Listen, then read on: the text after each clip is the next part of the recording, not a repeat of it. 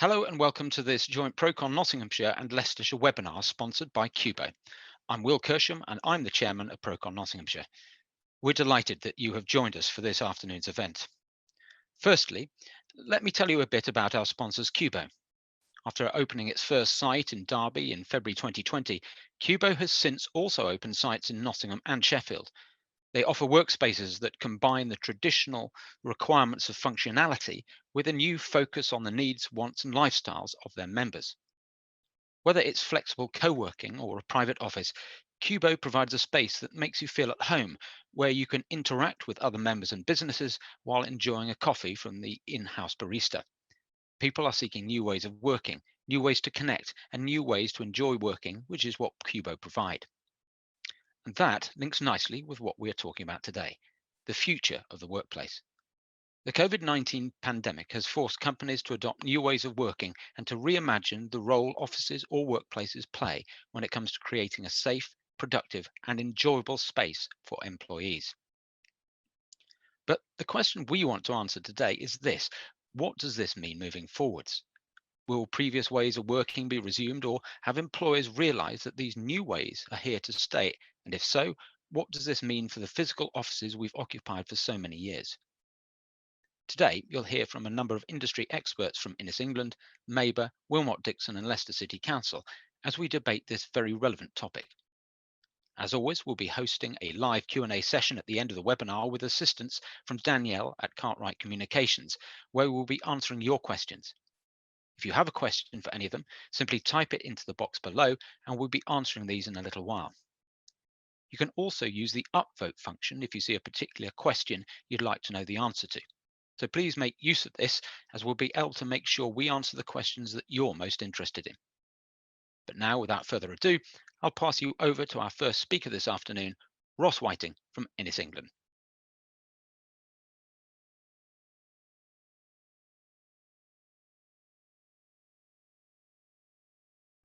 Good afternoon, everyone, and thank you for joining us on this webinar. My name is Ross Whiting, and I'm an Associate Director in Innis England, specialising in Nottingham's office and residential opportunities market.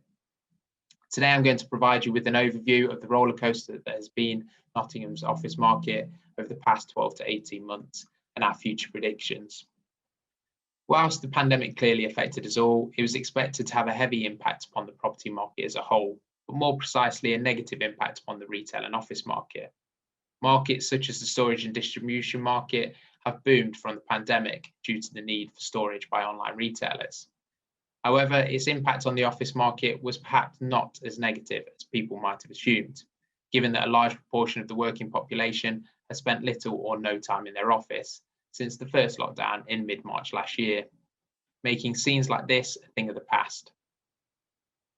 When the lockdown was firstly announced via Boris's BBC broadcast, in a moment none of us ever expected to see in our lifetime, the world went into a peculiar place.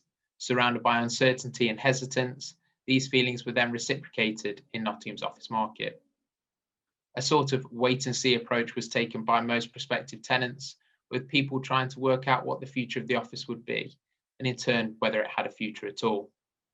This was made evident by Deloitte's very public decision to not renew their lease on their 27,000 square foot office on Woodborough Road, and asking staff members to work from home for the foreseeable future. Inevitably, the level of inquiries on properties available to rent did decline and deals were harder to come by. I'm sure you will have all seen the press articles relating to the booming housing market and the increase in prices. This was a very similar situation for the office sales market, with sale prices in excess of £200 per square foot being achieved in some cases. The market became very active and there was a high level of interest in buildings that were available to be purchased. Moving on to the current office market. The current office market has begun to improve in parts, but the lettings market has continued in a similar vein. With lockdown still not fully lifted, there is still hesitance from occupiers. However, we are seeing a very clear improvement in the lettings market in comparison to 2020, as deals are beginning to come to fruition, with a number of occupiers taking space within the city centre and the surrounding conurbations. To include Building's well-publicised 50,000 square foot letting to domestic in general on Station Street, right by Nottingham's train station, in which it is understood the headline rent is circa £25 per square foot. Within the same vicinity, we have also seen a number of good quality developments that occurred prior to the pandemic that should help get the market back on its feet, such as Sherby Properties, the City Buildings, and Sladen Estates, Unity Square for HMRC. The most interesting part of the pandemic is that although there is a high amount of publicity around the office market, the rents have continued at the same level. Although the number of lettings have fallen, those deals that are happening are in line with the pre-pandemic levels. The office sales market is continuing to be extremely active, and interestingly, we are finding that there are more than one party competing to purchase property. Unfortunately, there is no clear reason as to why this is, other than my own opinion, that lockdown was something that was forced upon us, in comparison to the 2008 financial crisis, which was a flaw in the market. It does also make me question whether people have been more savvy since 2008, ensuring they do save funds for a rainy day. I think the slide that is shown really does say 1,000 words. The question is, does anybody really want to work in this environment? This picture may predate my career, but I think this is the reason why people have enjoyed working from home. I feel that the workplace has to be stimulating, not so much that work becomes secondary, but we spend 8 hours plus at work, and the office is far less intriguing than our own homes. In the time I've been at Innis England, the only thing that has changed about the office is that we've switched blue carpets for grey and halogen lights for LEDs. I'm sure others will touch on this point in more detail, but to get the office back up and running, we need employers to encourage their employees to come into the office by having interesting spaces to meet and work. We've always found that in Nottingham, where an office has been refurbished prior to marketing, it has a far higher chance of being relet. People do really care about the environment they work in. I believe the pandemic has also given businesses an opportunity to try out the many advantages working from home offers. From an employee's perspective, it's meant the end of the long commute into the office and the ability to get so much more done without distraction of colleagues coming along for a catch-up. At the same time, the employers are offloading the costs of having a workplace. That said, I do not believe it is an either-or question between working from home or being stuck in the office, but there will simply be a style that works for one business and not for another. I think the most common approach will be to have a bit of both, with the office offering a mixture of open space for hot desking, meeting rooms, and there will be an increased need for breakout space. How else are we going to inspire the next generation and harvest the new ideas if we don't meet face to face? I believe that our job should be part of our life, but more importantly, our life should be part of our job.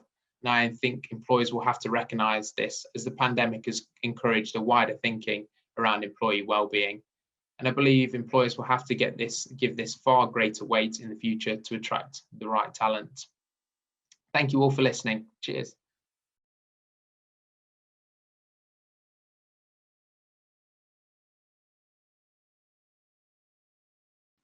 Hi, I'm Chris Radcliffe, interior designer with Maber Architects in Nottingham, Leicester, Derby, Birmingham and London. There are, quite simply, advantages to working from the comfort of your home. That's assuming you have the space, furniture, equipment and connectivity for functioning remotely. It can be tough if you haven't.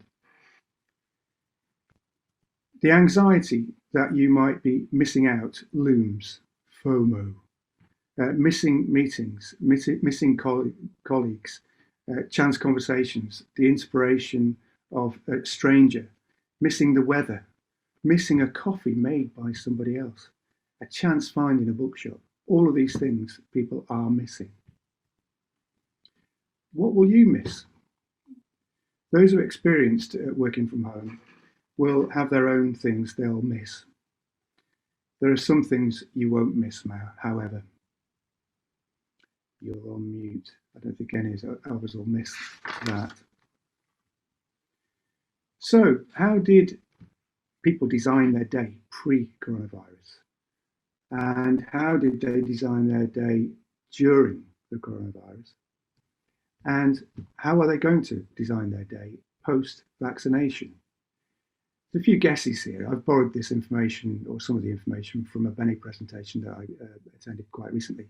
You can see at the top, I've made a few assumptions there, but most people would have been working away from home as I start to call it, because you've got the working from home, working near home, and I call the other one a working away from home, but essentially working from the office.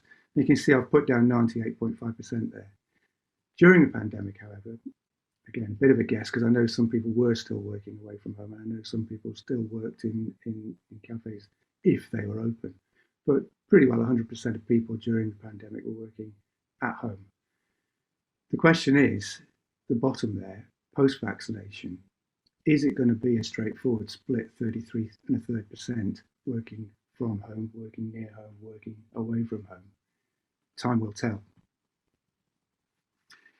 So, if you think about those three places, working from home, working near home, and working away from home, where are we going to work if you can work anywhere, anytime? And will we want to go back to the suits of the office environment? Okay, that's probably the city that we're thinking about there, but is dress code going to change? This is quite interesting because if you look at the past, there were shared amenities, but those shared amenities were probably down a corridor and they probably didn't smell too pleasant. But the desk space was primarily just that, desk space. Acres and acres of desking and a pedestal probably underneath the desk that had a spare pair of shoes on, and the desk itself, probably a photo of a pet, a plant, a stress ball, all of those things. Are they going to be in the workplace of the future? I guess not. If we can think about the workplace of tomorrow, we could start to think about a reduction in metre square space requirements if available space is utilised better. By this I mean providing a better balance of shared spaces and work point spaces. A term that I hadn't seen written for at least 6 years has re-entered the workplace vocabulary. Some would say it never went away. Third place. Will the third place of the future office be a hybrid, blended, combined environment, the silver bullet place that gets people off their sofas? Well, actually, third place already exists in workplaces. It's the water fountain, it's the corridor, it's on the stairs, it's in the lift car, it's in the car park, it's at the front door. They're accidental meeting spaces, serendipitous happenings, they're chance occurrences. I'm suggesting that these spaces will need to be designed into the workplace of the future, not just happen accidentally. What will the workplace of the future look and feel like? Well, the only thing we do know for sure is that companies will have to reimagine the future of the workplace, and it will be agile, flexible, sustainable, digital, with well-being, which obviously has an effect on the importance of the HR manager. But the most important thing will be that it will adapt to people. People will be defining, personalizing, configuring, and hacking their workplaces and workspaces. And it will have to have those third spaces, as I said, designed in. Furniture will hold the key to these hackable, shape-shifting spaces. Reconfiguration will need to happen. Hacking the floor plans, rather like a fashion retail outlet does, to cater for new seasons, new ranges, will be the model. Shape-shifting and move management will be common. An example of a kit of parts from Steelcase, which allows for experimentation, will be the watchword. This is just an example of something that Steelcase have put in front of me recently, and it's just one of many, many scenarios that they're starting to promote to allow people to hack their spaces. Another one on the left-hand side here is from Vitra. It's called Dancing Walls. It's a movable partition system for the new age, and as you can see, it's got wheels. The desking on the right-hand side there, again, has wheels. So the office of the future have wheels, will travel. there'll have to be a need to get people back to the office. And that need will be a triumvirate of people needs, property needs, and technology to business needs. This will lead the way forward. Get this right, and the talent will follow. Attraction and retention are important as ever. Space to work and grow. I recently came across this one on the left-hand side here. It's a Google office, and it's an attractive place to work, and it's a converted aircraft hangar. On the right-hand side, we've got an example of the Zoom space of the future. I know some organisations have this already, but these are the sorts of things that are going to attract your personnel back to the office. This is a term that I've heard quite a lot recently, segue. And originally I thought it was just a machine that you rode around Centre Parks on, but it actually, when you start to look at the definition of the word segue, the pertinent points there at the bottom. And I think it's a pertinent word for the future of the workspace. Move or shift from one role, state or condition to another, a transition from one role or state to another, an uninterrupted transition. And as I say at the bottom there, I'm not sure about uninterrupted. But this allows me to segue quite nicely onto my next slide. Better is workable. It's up to us. And it's up to maber if you want to use maber as your partner moving forward. Thank you very much.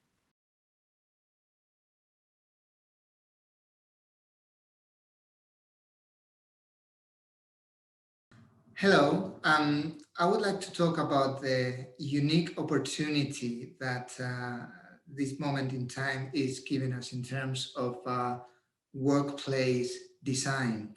And if you, like me, have been following the latest trends and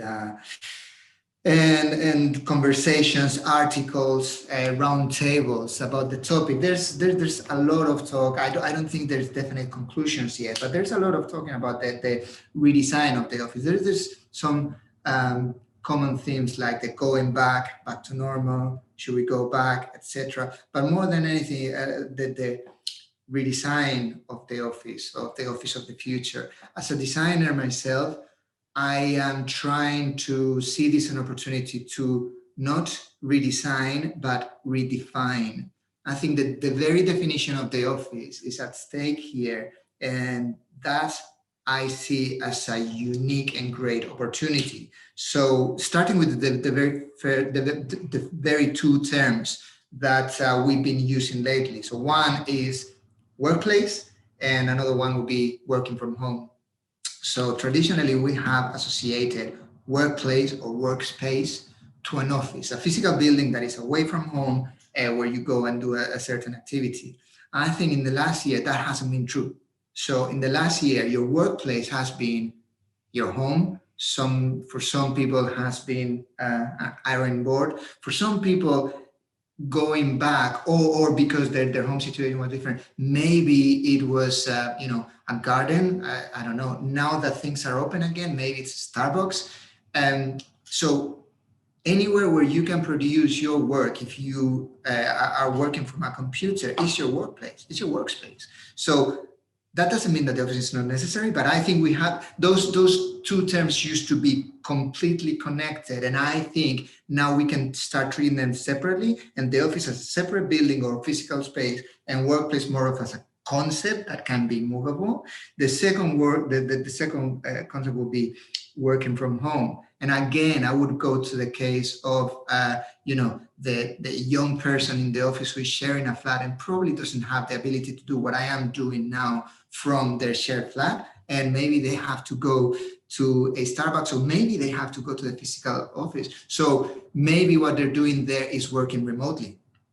So I would say working remotely or working from home, because people have different homes and different environments. And this has been affecting people all levels. So we have those two things that have been evolving. And then on top of that, we have, for the last 30 years, office design had been evolving, implementing, and we have been adding things, especially with the use of technology. I would argue that in the last 20, 30 years, the influence of technology, and everyone talk about the Google offices and the Facebook offices, but the way you can use things like what we're doing now, you can use video conference or the use of technology. But basically what has been happening is that you go to a physical space to sit on a computer and connect online, which you are probably then talking to a person remotely somewhere else, or doing something that doesn't need any connection online.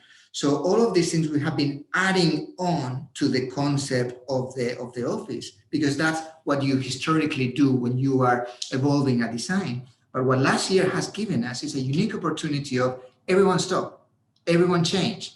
So we could, for me then, the concept of going back is like, hold on a second, but this is an opportunity of saying, instead of going back, we should say about realizing what we have, a lot of data, a lot of looking at mental health, well-being, what things were good, what things were working better when you were working from a different space. The activities that you do when you are on a computer, do you need to do them from a different space or can you do them from home? And then you go to that different space to interact with people. All of that is going to redefine, instead of redesign, the office and the workplace of the future. Thank you.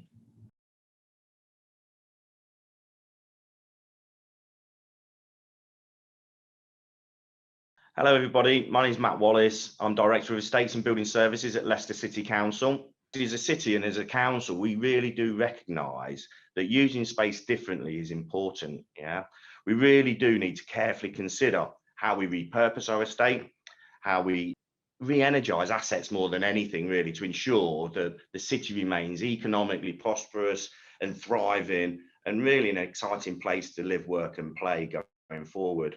There's a small little a comment there from the Institution of Workplace and Facilities Management around the pandemic, forcing organisations to rethink their physical and virtual workspaces, real grapple with those deep-rooted cultures. And what are those deep-rooted cultures? Well, first and foremost, the Monday to Friday, yeah, the 9 to 5.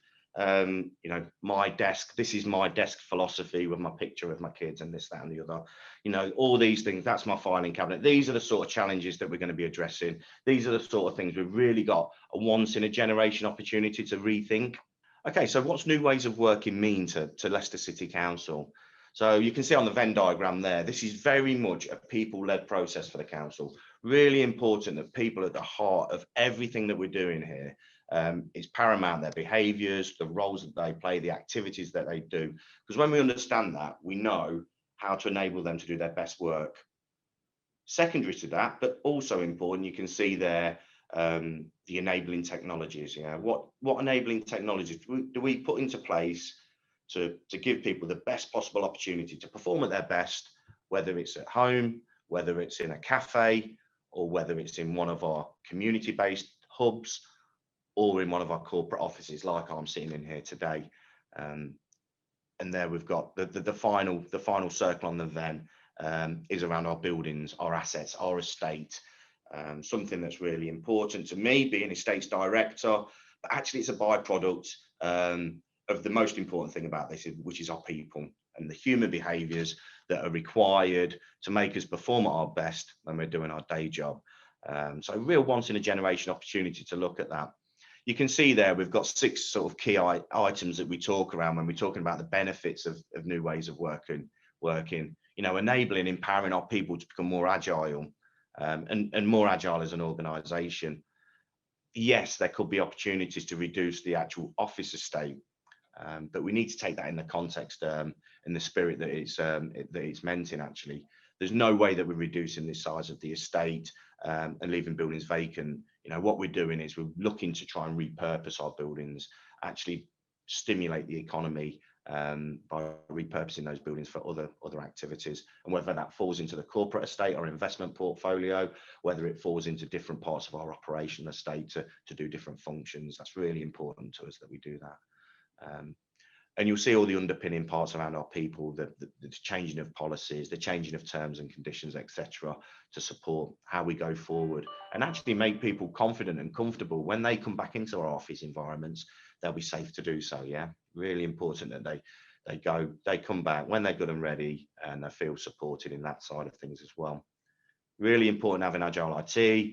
Really important having that epiphany, that culture change that we know makes a real difference, and really important to a big established organisation like Leicester City Council, that we have that epiphany, we have that culture change, and people feel empowered and really confident to do their best work, whether it is in an office, whether it's detailed work at home, or whether it's in a shared space somewhere else.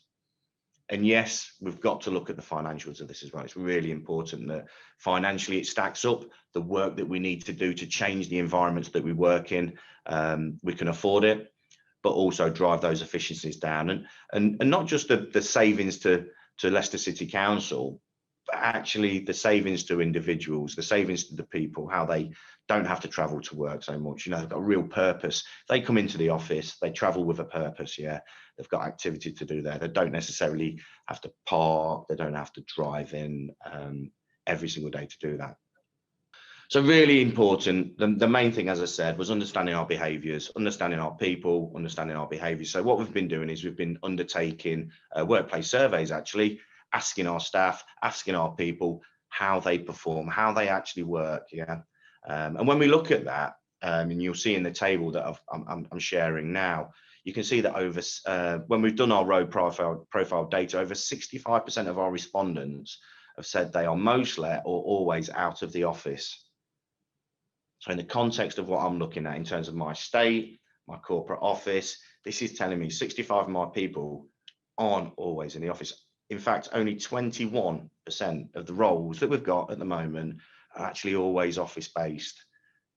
You can see where this is starting to inform the thinking as a council going forward. You know, what can we do with this other space to really, you know, energize, you know, make the city thriving? Yeah, really, really big opportunity for us. And what that tells us is very much around, you know, embracing the new ways of working is the ability to support those people, those 65% of people that are out and about doing things differently.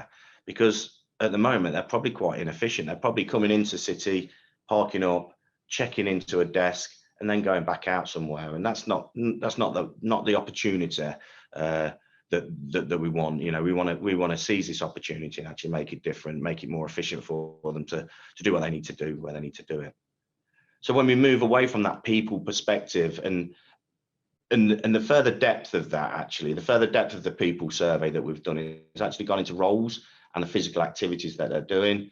So that helps inform us whether they're doing detailed work or whether they're doing more collaboration type work as well.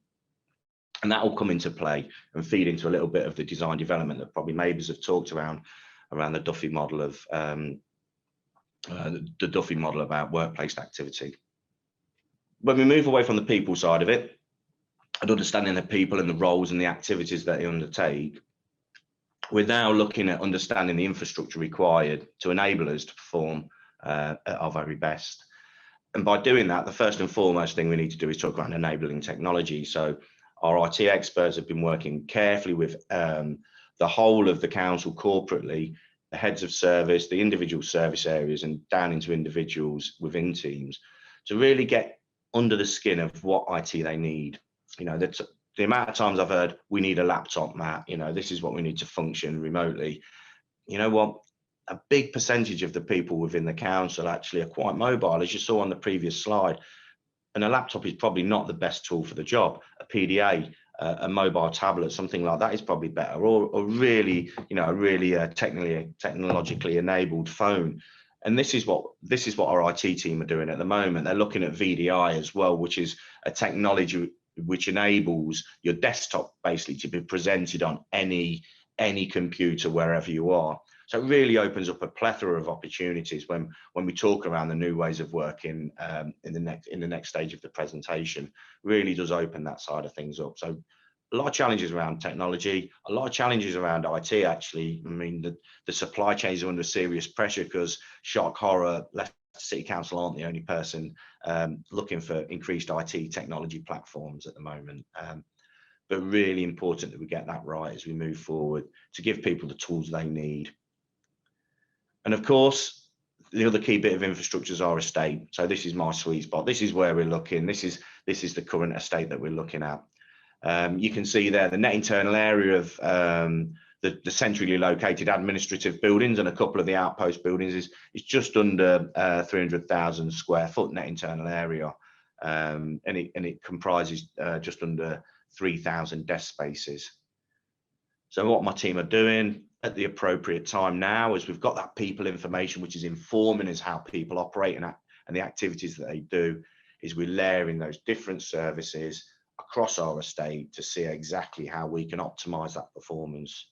What we've found in the last year, for instance, the 23rd of March, is all our services had to work in a different way.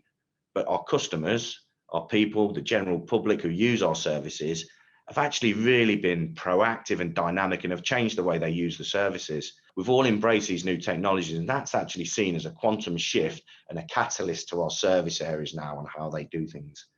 In the cold light of day, people can say we can drive an efficiency here, we can reduce the size of our estate. Actually, what I'm looking at is we can increase the opportunity to get our estate working far better. So the actual amount of desk spaces where we sit down and do detailed work, absolutely, let's reduce the amount of that space, but let's enhance and increase the experience of other space like collaboration space, club space, hive space. So really releasing our assets for more benefit. We're very much looking at a future workplace trends, future workscape we're talking around. So yes, absolutely, it talks about that previous slide. It talks around our core office, our urban hub. Absolutely need that going forward. We'll still need that. But then we talk around a wider office complex, utilising other spaces. So for me, that means utilising Haymarket Theatre, utilising De Montfort Hall, for instance, those sort of hub areas. And we've also got designated hubs as well, where people can go in, log onto a system, and then utilise all the power of the council infrastructure from these locations. But equally, in between meetings, you know, my clerk of works that go around the city on a day-by-day basis, do they need to come into the office to check in? Actually, they don't. They could use a restaurant, they could use a cafe, they could use a McDonald's, you name it, sort of third-party spaces, which they can drop into, excuse me, they can drop into, log on and do what they need to do to prepare for the next meeting, continue their day job, work to their best ability, you know, really efficient working. And I, for one, have found home working really beneficial, actually, during the pandemic. I can get on with detailed work, less interruptions, etc., etc. But equally as well, for my own personal well-being, also because I've been doing other things like running the testing program, the COVID testing program for the city, and also having to hold down a senior job and talk around things like new ways of working. I've been coming into the city quite a lot as a key worker. So having that balance between homework and also utilising the office space is really important. And so, yeah, a lot of our people have enjoyed working from home. A lot of our people have also found the balance as well in that period. And then we move on to the design concept, and you know, this is our thought process. It follows Duffy, which is an academic model that's been used for many years, and it talks around the autonomy of the activities that we're doing and also the interaction. And you can see there's 4 key areas to do the activity-driven design. And some of this activity is very much better done at our home, yeah. And this is the thought process that our service managers and our design development's going through at the moment. So you can see there, hive, cell, club, den, these different environments that we want to create. And we've got spaces at the moment that actually can do all of those things. Over time, over the short, medium and long term, we will absolutely be looking at trying to do, working with our supply chains, working with great designers, working with great contractors and consultants to help bring this to life. So we've got amazing spaces for people to go into. To summarise how we're finding things at Leicester City Council, because it has been a phenomenal change for us. And you know, throughout all of the you know, the sadness and the pressure and anxiety and worry that the global pandemic's brought, you know, to human beings in general, but to Leicester as well. There are opportunities for us to change. There are opportunities for us to improve things. So as we're coming out of the pandemic, as we are doing at the moment, you know, it's really important that, you know, our people's well-being is taken into account. You know, if people have got health and well-being issues, they've got an office space tomorrow in City Hall. You know, that's really important that our people's mental health and well-being is taken into consideration. But very much in addition to that, we want the spaces, create spaces of the future that enable people to do their best work. It's really important that, you know, the individuals and the teams are trusted by the line management and empowered to go off and do that best work. So there's a bit of training, a bit of our human resources invested to really make sure that our line management is on board with this as well, and able to control and manage that. And absolutely, there'll be short, medium and long-term plans that are being drawn up now, and hopefully start taking shape end of July time in terms of what it looks like going forward. And yeah, absolutely, some of that short stuff we can do straight away, but the medium and long-term plans will involve creation and implementation of those plans, creative design, development of spaces that really draw people in, you know, want to retain and recruit the best people here at Leicester City Council, and to get those really great spaces to empower people and have really good, you know, have 4 generations in the workplace that are really energized when they come in and use our workspace is really important to us. And in addition to that design development, obviously having a supply chain of suitable contractors that are going to be able to install that sort of work at a really good value and high quality fit out. So yeah, our supply chain is absolutely vital to the success of this program, this exciting program that we're on at the moment. And I suppose, you know, lastly, there's a recognition that our city space will need to change.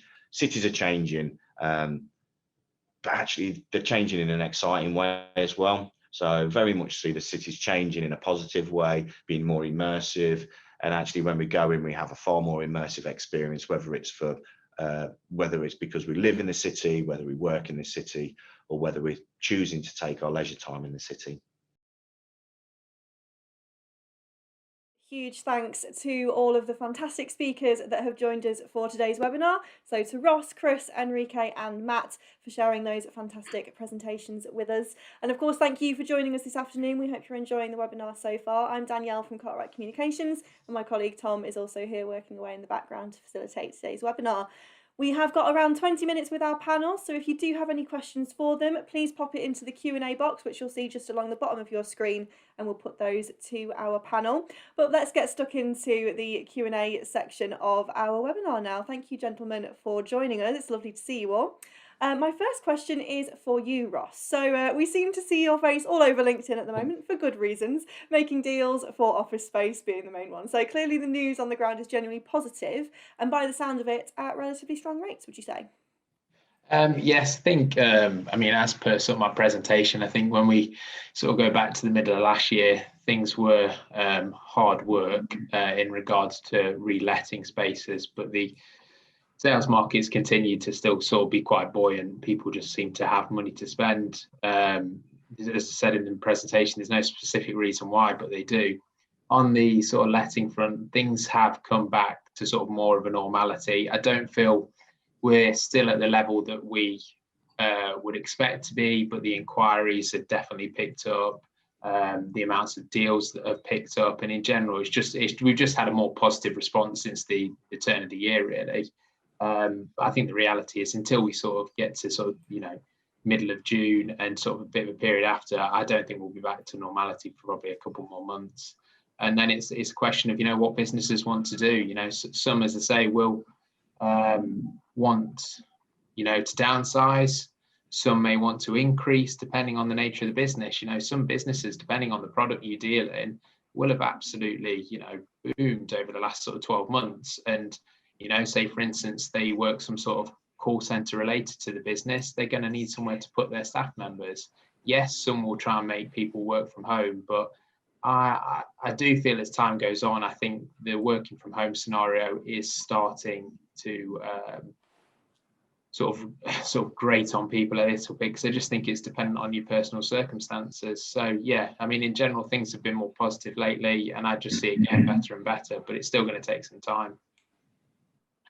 No, I'd agree. You're right. The working from home situation, some people love it, some people hate it. There doesn't seem to be any in between. It does tend to be all in one camp or the other. Thank you. Now, Chris, this next one is for you. In the rehearsal before we started today's webinar, we were talking with our sponsor Cubo, and they were saying that the social aspect of office life has really been thrown into the spotlight in this past year, understandably, because we all miss that social element, I'm sure. So how is design changing to reflect that shift?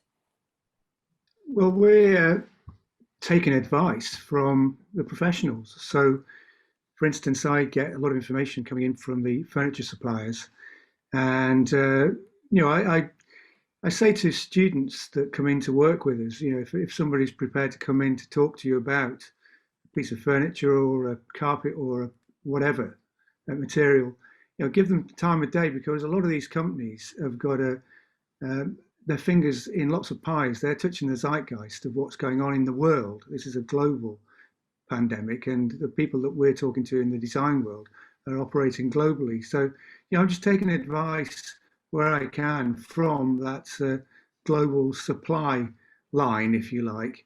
But I also look at the magazines and find out what's going on. And in a lot of the magazines, particularly the Sunday supplements, you're getting articles advising people as to how to set up their home offices or how to work remotely. The technology companies are providing information as to how people can work remotely. I mean, it seems to have galvanized people. This whole pandemic is to work together, and I'm just a very small cog in a very, very large engine. So I play my part as a designer, but I see my role really as an enabler. So if somebody comes to me and asks my advice, I'll give them my advice, but it'll be based on research, good sound research that I'm doing. I don't know it all. I don't think anybody knows it all, particularly the government at the moment. But I shouldn't say things like that, should I? It's very, very, very political. But research, that's the key, I think. Do your research. Be Always prepared, or prepare to fail. Prepare, research, all of the good things that we're taught and we overlook until we realise, oh, actually, that was a really good point. Brilliant, thank you. Now, Enrique, coming over to you. How can employers, this is a really, I imagine this is quite a difficult one. So how can employers find that balance of home and office working when there are some people, like we've established, who absolutely love working from home versus those who would much rather be in the office as soon as they physically can? Yeah, it's a difficult question, but no, I love it because I think for employers but also for designers, for companies, for everyone in general, I think this is the time to listen.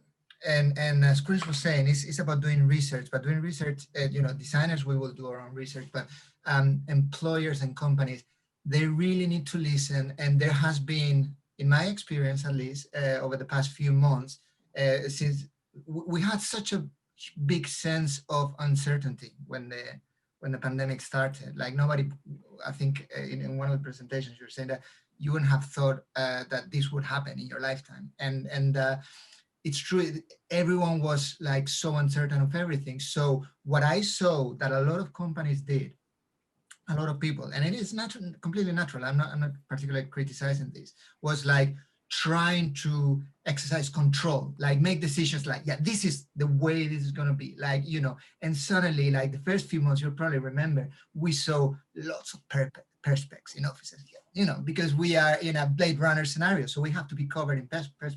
That's not valid anymore because we have vaccines. So I think we have to be humble.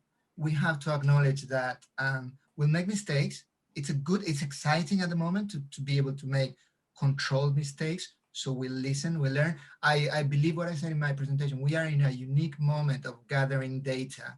We still have, I think, a few months to go for the data to be completely accurate. Bear in mind, for instance, one thing that I was thinking, bear in mind that the data we're gathering from the productivity in people over the last year, it's there's a lot about, people have been effective, productive, working from home, etc., etc. a lot of people were really, really scared about losing their jobs. There was a lot of redundancies, a lot of furloughing. So people operate under different stress levels and, you know, have different levels of productions. Also, there's probably the only period in everyone's life that most of the people you know have been for over a year without a holiday. The impact on mental health and well-being, we still can't even begin to understand that. So all of that, we really need to be humble, sit back, listen. As employers, listen to our, I was thinking, I really like on Ross' presentation what he said about that photo of, do we really want to work here? And there was, you know, that old school style office. And in a way, I think employers need to realize now that employees are also their customers. You know, they really need them. And as such, we have to listen to them and we have to say, yeah, I really need to give you the good tools so you can provide me with what I need to thrive.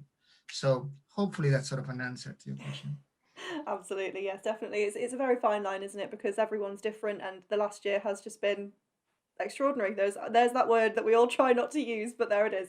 Matthew, we're going to come to you with this one. We are always hearing about the death of the city centre and the high street and how they're struggling. In fact, we've done webinars on it over the past year. So how important is it to try and entice people back into office working so that they can therefore help support the economy, and how do we do that?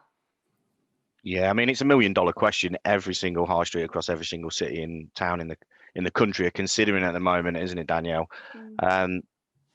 And listen, I think there's a certain push and pull that we need to go around this. And what Enrique touched on this, it's kind of like the high street we've known about for a while. Retail has transformed already, and what we've found and what Ross was touching on in terms of actually the retail still going strong. It's actually the high street that's struggling because people have moved to a different platform.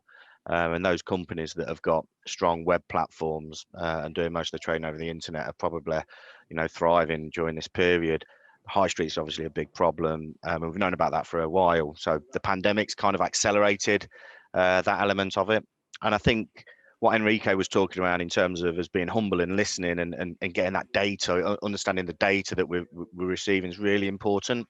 And every city is different, Danielle. Every city is completely different, and Leicester's got its own unique dynamic, you know, population of people and businesses, etc., that go on. And I think what's really important for Leicester specifically is to make sure that we listen to what our population wants. Actually intervene where necessary as a local authority to try and stimulate those pockets of the city. To make sure that we can keep the city growing and economically prosperous, but then also be brave and bold. And by that I mean, you know, really start pushing forward with things that we've started to do in terms of our climate emergency, for instance, where we've been really proactively doing pop-up cycle lanes, embracing the change in logistics of a lot of people across the city, people moving to cycling. And Leicester's quite a unique city centre in terms of it being very walkable. So some of the things we've been doing around that. So using this opportunity to as a catalyst really to create that epiphany of change for people. And it's a really difficult question to answer in its entirety, because we've got to keep pushing forward. We've got to make it immersive, like I said in the presentation earlier. We've got to try and give people a good reason to come into the city centre, and if that's to do a day of work, great. If it's like a 15-minute city scenario where people are living in the city centre more, and then, you know, commuting to work within 15-minute walk of where they live, you know, shopping, you know, everything being in that real small sort of neighbourhood type environment. I think there's some mileage around that as a city, definitely exploring that. But obviously for the audience today as well, it's sort of embracing and being really proactive in terms of the great development that we've got going on in the city that will continue to drive forward and stimulate economic prosperity and get people coming back into the city and using it for leisure activities and social activities, as well as living in the city.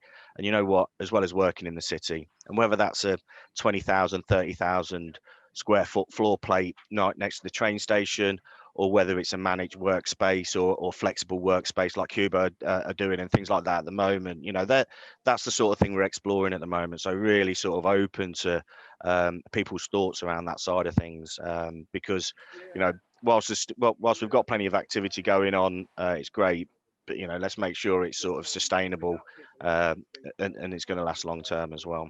Absolutely, which is one of the most important things at the moment. Sustainability is right up there on everyone's agenda, isn't it? So yes. Now, Ross, let's come to you. Do you think that this willingness to return to the office, do you think there's going to be a kind of generational split there, maybe, with those who are perhaps a little bit younger, living in smaller homes, not quite as much space, versus those who possibly a little bit older, have that more luxury of space and actually having a place to work, rather than, like Enrique said in his presentation, from an ironing board, for example, or wherever they have and can work from? I think it's two things. I think there's obviously the physicality of things and space, and where do you do that within your home. I think that's one thing to consider, but I think it's also depending upon the person. Some people will naturally, I think, flourish back to the office because they feel that is a comfortable environment for them to do work. And there's a lot of discussion, especially in our sort of office and industry in general, about this whole, where do you draw the line? Where does work end and where does relaxation begin? And I mean, I personally have found over the last sort of 12 to 18 months, I've worked from home quite a lot. I mean, at some points, that was the only option. But it's very hard to sort of switch off. So I don't think it's necessarily a generational thing. I think we could find ourselves in an awkward situation in years to come where people of a younger generation do think working from home is the best way forward, but then they also then struggle to define between what's work and what's relaxation, and when does work end. So I think it's just more dependent upon the character. But I think, a business or the tenants that we come across, I think will decide upon a strategy. I think there's got to be a strategy decided upon by each business as what they, feel is their preference. But I do think it's going to sort of be a lot more flexible than it is. Over my time at Innis England, it's always been, we start at 9 and we finish at 5:30, and, we're expected to be in the office. If I said to someone, oh, I'm going to lock you in your sort of, your house for 8 hours and you can leave for an hour to go get some fresh air, it would seem sort of ridiculous. And I think that those days of how people worked in that sort of format, just being sort of stuck in the office, I think that's personally that this pandemic has expedited the process of making that disappear. You do not need to be stuck in an office for a period of time to make sure you are productive. I think it's dependent on the business, the character, and also the environment that you work in. Unfortunately, I let officers, but some of them aren't particularly stimulating, and I think that's the whole point of this, is what everyone's mentioned, is sort of design and making sure that employers create sort of innovative spaces. And I think that is one of the key things. And then people will want to come back to the office. But I think at the moment, people are still deciding whether they really do want to come back or whether they actually do prefer working from home. But I think the reality is we'll just have a bit of both, and some people will like working from home and some won't. But I think we're yet to really see the true results, because I think there'll be a bit of an impact once we actually get out of lockdown. I think there will be an impact of the previous 18 months as well. So you could find, like, I'm getting to a point now where I feel like I want to go back to the office because I'm sick of sitting at my dining table. But we'll just have to see, sort of play it by ear sort of situation. That's where I am as well. I'm at my dining table. Yeah, it's just a common thing, and I do struggle to define between what's work and what's when I've done, because I'm so close to work. They're the same space for me at the moment. So yeah. Yeah, I think that's a lot of people are in a similar scenario, aren't they? So yeah, very, very good points. Now, Chris, following on from that, this leads on nicely to what you were saying, to be fair, Ross, that do you think that there will be some sectors that won't be able to get the genie back in the bottle, as it were, and will really struggle to get people back in the office, Chris? Or do you think that, like Ross, people are ready and wanting to come back? Some people will find it a struggle, and some employers will find it a struggle to encourage their people to come back. That is the trick, I think, is how are we going to design those spaces for people to work in and encourage them to come back. I've been looking at all sorts of options. We're doing a couple of schemes at the moment, workplace schemes, and it's providing something that you maybe had at home. But I heard a chief exec say quite recently, the last thing I want when I go back into the office is to have my office looking like my home. So we've got to be a bit careful that we don't end up putting stuffed sofas in and curtains and potted plants everywhere just to try and encourage people to come back because we're making the office feel like home. I don't think that's the right way. I've been working with all sorts of terms that might explain the way that we might put those offices together. And I've come up with a combine office because I'm from farming background. I'm thinking about a combine harvester. It's one thing that does everything. So is it a combine office? The hybrid office has been spoken about. I've even been thinking about the improvisational office, the jazz office where things just go, man. I don't know what it is. It's going to be a hybrid. I know that. But what that hybrid looks like is up in the air at the moment. It's up to people like myself and Enrique to advise our clients, advise people like Matthew and Ross as to what's going on, and talk to them. And as I said earlier, it's incumbent upon us all. I don't think there's no magic wand. There's no one person who's going to have the correct answer. It is just very exciting, and I'm inspired to improve people's lives. That's why I do what I do. So the opportunities are there for all of us. So let's grasp them with both hands, I think. If the term combine office catches on, you'll need to get that patented after this webinar. Yes, I'll get that patented. Yeah. The combine office, instead of the combine harvester. Yeah.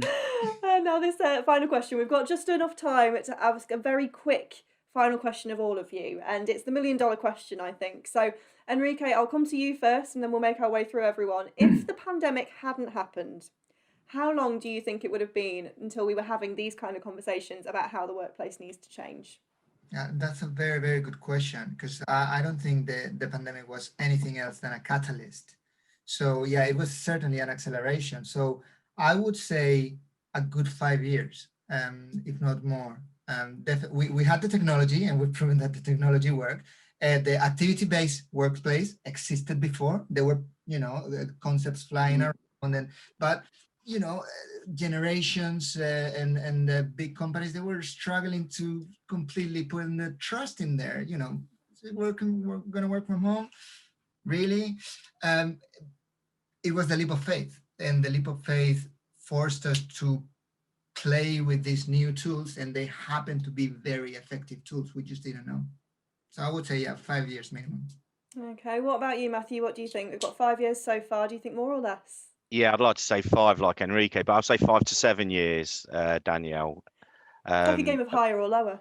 Yeah, and I think one of the interesting bits for me, coming from a local authority setting particularly, is we've got some real set processes in place, and we've established processes that we've worked, and for good reason too, to make sure that we do things right and proper. But actually, it has acted as a huge catalyst and transformed the way that we do a lot of our services and provide services to people. And just doing a Teams call and doing a Zoom call is not something just for an elite crew of council people nowadays. Everybody's doing it. It's been a transformation in terms of how we store information and share information as well. So I'll probably say 5 to 7 years in response to that. Really has accelerated things. Fantastic. Ross, over to you. What do you think?